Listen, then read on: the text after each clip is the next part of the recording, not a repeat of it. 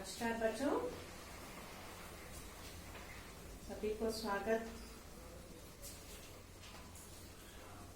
हमने पिछले कालांश में जिस देश में गंगा बहती है इस पाठ में 2 प्रश्न सीखे और आज भाषा की बात और कुछ है। देखिए, रचना के अनुसार वाक्य।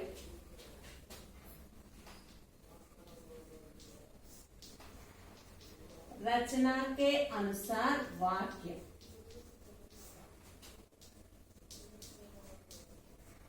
వాక్య నిర్మాణాన్ని బట్టి रचना अनुसరించి वाक्याన్ని ఎన్ని రకాలు। रचना के अनुसार वाक्य 3 प्रकार है। कितने प्रकार है? 3 प्रकार है। ये क्या है? सरल वाक्य, सेकंड वन संयुक्त वाक्य और तीसरा मिश्रित वाक्य। मिश्रित वाक्य, सरल वाक्य, संयुक्त वाक्य, मिश्रित वाक्य। इंग्लिश अंग्रेजी में हम कहते हैं सरल वाक्य सिंपल सेंटेंस, संयुक्त वाक्य कॉम्पाउंड सेंटेंस, मिश्रित वाक्य कॉम्प्लेक्स सेंटेंस। रचना के अनुसार वाक्य 3 प्रकार है। सरल वाक्य, संयुक्त वाक्य और मिश्रित वाक्य। सरल वाक्य किसे कहते हैं? जो वाक्य स्वतंत्र रूप से होता है या जिसमें एक ही मुख्य क्रिया होता है, उस वाक्य को सरल वाक्य कहते हैं। जो वाक्य स्वतंत्र रूप से कहते हैं, इंडिविजुअल गा उंटुंदी, जिसके देलो అయితే एक ही मुख्य क्रिया होता है। आ सेंटेंस ए सेंटेंस लो అయితే, जिस वाक्य में ए सेंटेंस లో అయితే एक ही मुख्य क्रिया होता है, ఒకే ఒక మెయిన్ వర్బ్ అనేది ఉంటుంది। ऐसे वाक्य को क्या कहते हैं? सरल वाक्य कहते हैं। सरल वाक्य किसे कहते हैं? जो वाक्य स्वतंत्र रूप से होता है। जो वाक्य स्वतंत्र रूप से होता है या जिस वाक्य में एक ही मुख्य क्रिया होता है, उस वाक्य को सरल वाक्य कहते हैं। ఏ వాక్యం అయితే ఇండివిజువల్ గా ఉంటుందో, దేని మీద డిపెండ్ అవ్వకుండా ఉంటుందో, ఏ వాక్యంలో అయితే ఒకే ఒక మెయిన్ వర్బ్ ఉంటుందో, ऐसे वाक्य को क्या कहते हैं? सरल वाक्य सिंपल सेंटेंस कहते हैं। मैं हिंदी पढ़ाती हूँ, इसमें मुख्य क्रिया एक ही होता है, पढ़ाती हूँ। यह वाक्य किसी पर आधारित न रहता है। ऐसे वाक्य को क्या कहते हैं? सरल वाक्य कहते हैं। हम 9वीं कक्षा के छात्र हैं। We are 9th class students. हम भारतीय हैं। We are Indians. लड़के मैदान में खेलते हैं। Boys are playing in my playground. These are simple sentences. सरल वाक्य, ये सब वाक्य सरल वाक्य हैं। सरल वाक्य किसे कहते हैं? जो वाक्य स्वतंत्र रूप से होता है।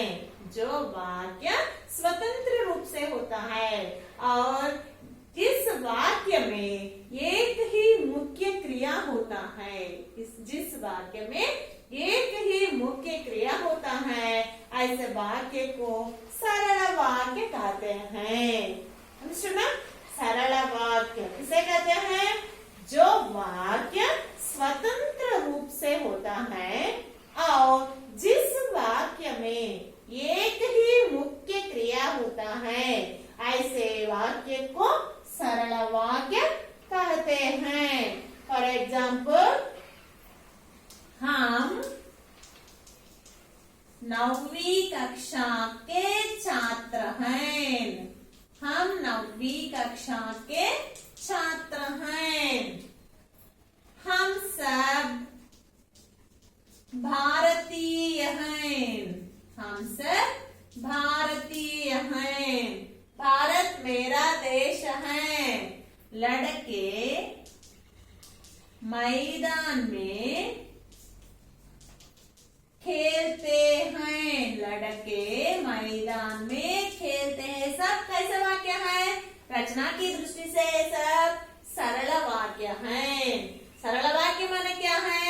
जो वाक्य स्वतंत्र रूप से होता है और जिसमें एक ही मुख्य क्रिया होता है उसे सरल वाक्य कहते हैं. ఏ వాక్యం అయితే ఇండివిజువల్ గా ఉంటుందో, దేని మీద డిపెండ్ అవ్వకుండా ఉంటుందో, ఏ వాక్యంలో అయితే ఒకే ఒక మెయిన్ వర్బ్ ఉంటుందో ऐसे क्रिया అలాంటి వారి వాక్యాన్ని क्या कहते हैं? सरल वाक्य, सिंपल सेंटेंस कहते हैं. क्या आंसर?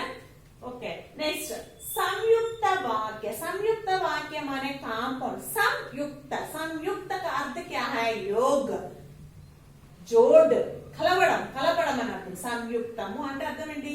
జోడ్న, యోగ్, రెండు లేదా మూడింటి కలపడాన్ని సంయుక్తం అంటారు. ఓకే. సంయుक्त वाक्य जो दो या दो से अधिक सरल वाक्यों को मिलाकर लिखने से, ऐसे वाक्य को क्या कहते हैं? संयुक्त वाक्य कहते हैं. दो या दो से अधिक सरल वाक्यों को मिलाकर एक ही वाक्य के रूप में लिखने से ऐसे वाक्य को संयुक्त वाक्य कहते हैं. Two or more than two sentences, simple sentences కలిపి ఒకే వాక్యంగా రాస్తే అలాంటి సెంటెన్స్ ఏమంటారు? కాంపౌండ్ సెంటెన్స్, సంయుక్త వాక్యం. ఈ కలిపేటప్పుడు దేని సహాయంతో కలుపుతాం వాక్యాల్ని? समुच्चय बोधक की सहायता से, समुच्चय बोधक या योजक के सहारे से. क्या है वे? और, इसलिए, तो, बल्कि, ये सब समुच्चय बोधक शब्द है. ऐसे समुच्चय बोधक शब्द के सहारे दो या दो से अधिक वाक्यों को मिलाकर एक ही वाक्य के रूप में लिखने से ऐसे वाक्य को क्या कहते हैं? संयुक्त वाक्य कहते हैं. सुना, संयुक्त वाक्य माने కాంపౌండ్ సెంటెన్స్. సంయుక్త, సంయుక్తము అంటే అర్థం ఏంటి? కలపడం, జోడన या योग, కలయిక. ना सो संयुक्त वाक्य किसे कहते हैं? दो या दो अधिक सरल वाक्यों को मिलाकर, किसके सहारे? समुच्चय बोधक के सहारे दो या दो से अधिक सरल वाक्यों को मिलाकर एक ही वाक्य में लिखने से ऐसे वाक्य को संयुक्त वाक्य कहते हैं, कांपाउंड सेंटेंस कहते हैं. क्या? दो या दो से अधिक सरल वाक्यों को, टू या more than two simple sentences ని మనం యాడ్ చేసి దేని హెల్ప్ చేస్తాం?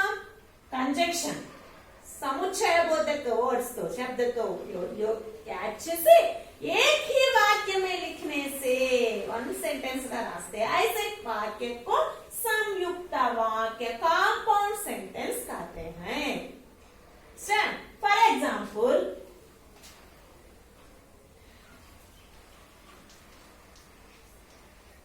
भारतीयों के होठों पर सच्चाई रहती है और दिल में सफाई रहती है. और दिल में सफाई रहती है. भारतीयों के होठों पर सच्चाई रहती है और दिल में सफाई रहती है. भारतीयों के होठों पर सच्चाई रहते हैं, एक सिंपल सेंटेंस, एक सरल वाक्य. यहाँ और दिल में सफाई रहती, भारतीयों के दिल में सफाई रहती है, और एक वाक्य है, अनदर सिंपल सेंटेंस. इन दोनों वाक्यों को और समुच्चय बोधक के सहारे मिलाकर हम एक ही वाक्य के रूप में लिखते हैं. ఈ రెండు సింపుల్ సెంటెన్సెస్ ని మనం ఔర్ అనే శబ్దాన్ని ఉపయోగించి, ఆ యోజకుని, సముచ్చయ బోధకుని ఉపయోగించి మనం ఒకే వాక్యంగా రాసాం. ఇక్కడ భారతీయోं के होठों पर सच्चाई रहती है और दिल में सफाई रहती है. భారతీయుల యొక్క పెదవుల మీద నిజాయితీ, నిజమే మాట్లాడతారు, అలాగే మనసులో స్వచ్ఛత అనేది ఉంటుంది, మనసులు పరిశుభ్రంగా స్వచ్ఛంగా ఉంటాయి అని అర్థం. के भारतीयों के होठों पर सच्चाई रहती है, एक सरल वाक्य है। भारतीयों के दिल में सफाई रहती है, और एक सरल वाक्य। दोनों को मिलाकर एक ही वाक्य के रूप में लिखने से ऐसे वाक्य को हम क्या कहते हैं? संयुक्त वाक्य कहते हैं। भारतीयों के होठों पर सच्चाई रहते हैं और दिल में सफाई रहती है, ऐसे वाक्य को क्या कहते हैं? संयुक्त वाक्य कहते हैं। नेक्स्ट वन, मिश्रित वाक्य। मिश्रित वाक्य माने कॉम्प्लेक्स सेंटेंस। कॉम्प्लेक्स इस वाक्य में एक तो सरल वाक्य होता है और एक उपवाक्य होता है, वन फ्रेज उपवाक्य, इनकम्प्लीट सेंटेंस उपवाक्य होता है, इसे आश्रित वाक्य भी कहते हैं। एक सरल वाक्य रहता है और एक उपवाक्य भी होता है। सरल वाक्य उपवाक्य पर आधारित रहकर होता है। फॉर एग्जाम्पल,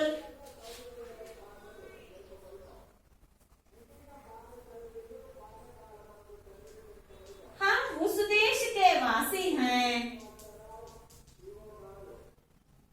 हम जिस देश के वासी हैं, हम उस देश के वासी हैं जिस देश में गंगा बहती है, जिस देश में गंगा बहती है। हम उस देश के वासी हैं जिस देश में गंगा बहती है। हम उस देश के वासी हैं, మేము ఆ దేశ వాసులం। यह सरल वाक्य है। यह एक उपवाक्य पर आधारित रहता है। जिस देश में गंगा रहती है, ఏ దేశంలో అయితే గంగ ప్రవహిస్తుందో, इनकम्प्लीट सेंटेंस। जिस देश में गंगा बहती है, ఏ దేశంలో అయితే గంగ ప్రవహిస్తుందో, हम उस देश के वासी हैं, మేము ఆ దేశ వాసులు। एक सरल वाक्य और एक उपवाक्य, ఇది इनकम्प्लीट सेंटेंस కదా। जिस देश में गंगा बहती है, ఏ దేశంలో అయితే గంగ ప్రవహిస్తుందో, इनकम्प्लीट सेंटेंस। हम उस देश के वासी हैं, మేము ఆ దేశ వాసులము, దీని మీద ఆధారపడి ఉంది ఈ సెంటెన్స్। सो इस संयुक्त मिश्रित वाक्य में एक सरल वाक्य और एक उपवाक्य होता है। सरल वाक्य मिश्रित उपवाक्य पर आधारित होकर रहता है। ఒక సరళ వాక్యం ఉంటుంది, ఒక ఉపవాక్యం ఉంటుంది। అది ఈ సరళ వాక్యం ఉపవాక్యం మీద ఆధారపడి ఉంటుంది కాబట్టి ఇలాంటి వాక్యాన్ని మిశ్రిత వాక్యం అంటారు। ఈ ఉపవాక్యాన్ని ఆశ్రిత వాక్యం కూడా అంటారు। ఉపవాక్యాన్ని ఏమని పిలుస్తారు? ఆశ్రిత వాక్యం।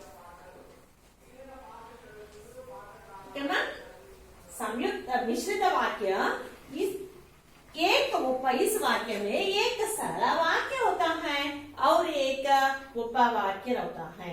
सरल वाक्य उपवाक्य पर आधारित होकर रहता है, इसलिए इस उपवाक्य को आश्रित वाक्य भी कहते हैं। रचना के अनुसार वाक्य 3 प्रकार के होते हैं: सरल वाक्य, संयुक्त वाक्य और मिश्रित वाक्य। रचना के अनुसार वाक्य कितने प्रकार के होते हैं?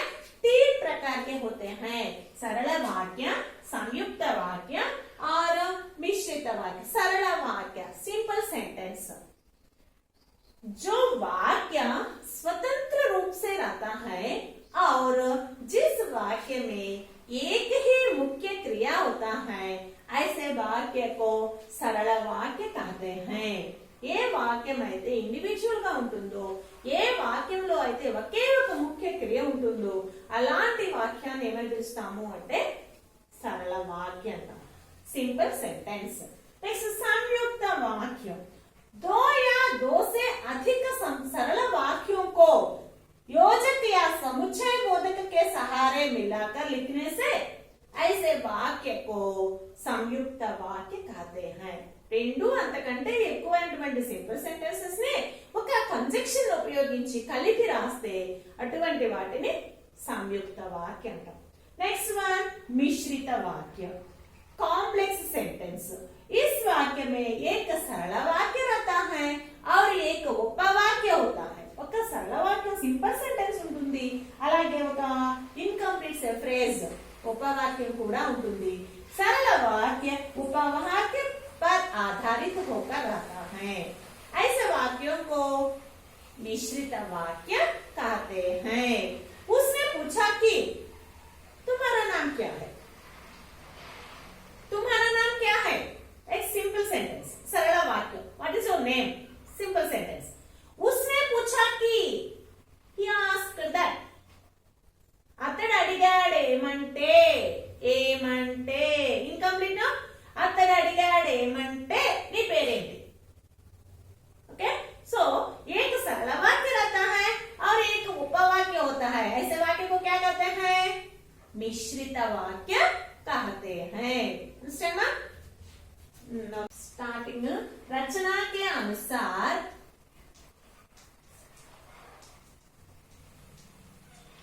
रचना के अनुसार वाक्य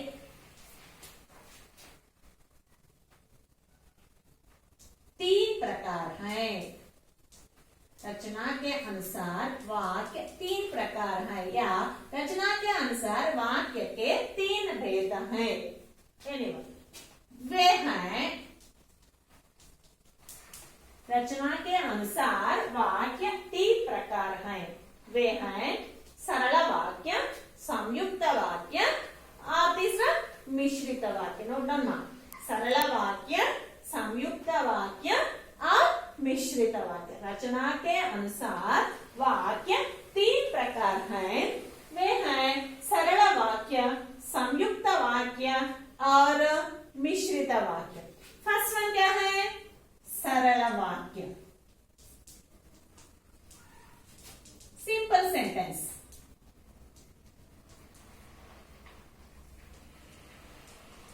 सरल वाक्य सिंपल सेंटेंस जिस वाक्य में जो वाक्य स्वतंत्र रूप से रहता है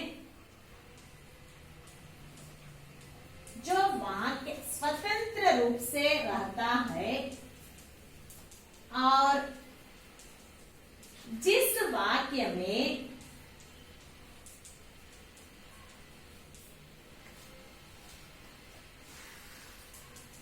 एक ही मुख्य क्रिया होता है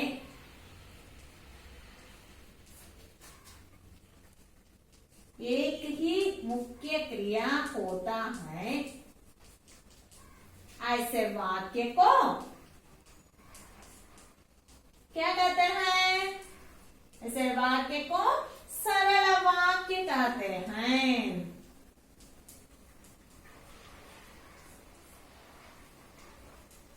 सरल वाक्य कहते हैं जो वाक्य स्वतंत्र रूप से रहता है ये वाक्य అయితే इंडिविजुअल గా ఉంటుందో जिस वाक्य में मुख्य क्रिया होता एक ही मुख्य क्रिया होता है एक ही ఒకే ఒక మెయిన్ వర్బ్ ఉంటుందో ऐसे वाक्य को सरल वाक्य कहते हैं ఏ దేంట్లో అయితే ఏ వాక్యం అయితే స్వతంత్రంగా ఉంటుందో అలాగే ఏ వాక్యంలో అయితే ఒకే ఒక మెయిన్ వర్బ్ ఉంటుందో అలాంటి వాక్యాన్ని సరళ వాక్యని పిలుస్తారు उदाहरण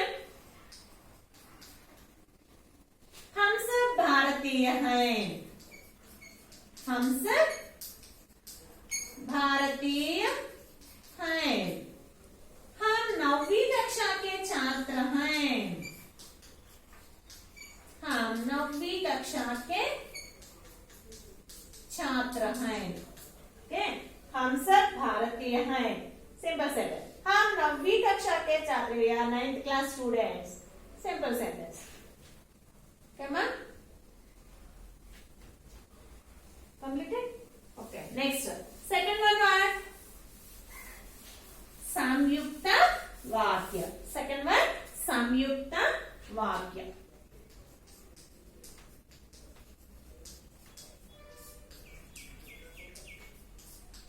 संयुक्त वाक्य माने compound sentence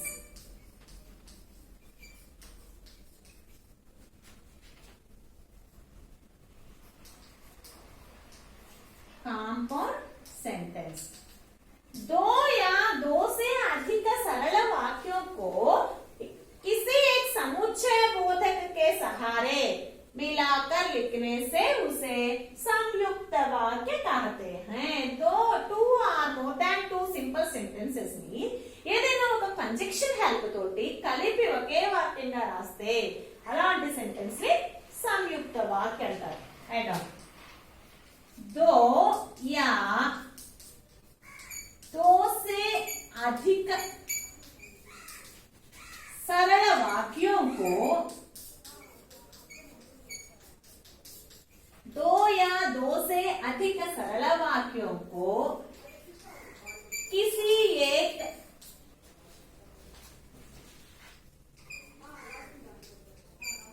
समुच्चय बोधक के सहारे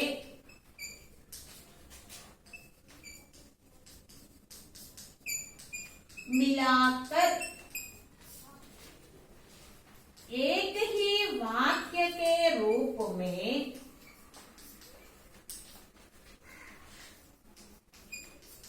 लिखने से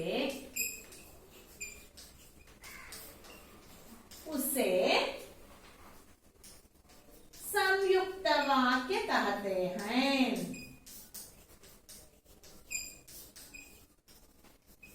संयुक्त वाक्य कहते हैं. दो या दो से अधिक सरल वाक्यों को किसी एक समुच्चय बोधक के सहारे मिलाकर एक ही वाक्य के रूप में लिखने से उसे संयुक्त वाक्य कहते हैं. రెండు లేదా రెండింటి కంటే ఎక్కువ two or more than two सरल वाक्यों को सिंपल सेंटेंसेस ని किसी एक समुच्चय बोधक के सहारे ఏదైనా ఒక కంజంక్షన్ హెల్ప్ తోటి మిలాకర్ కలిపి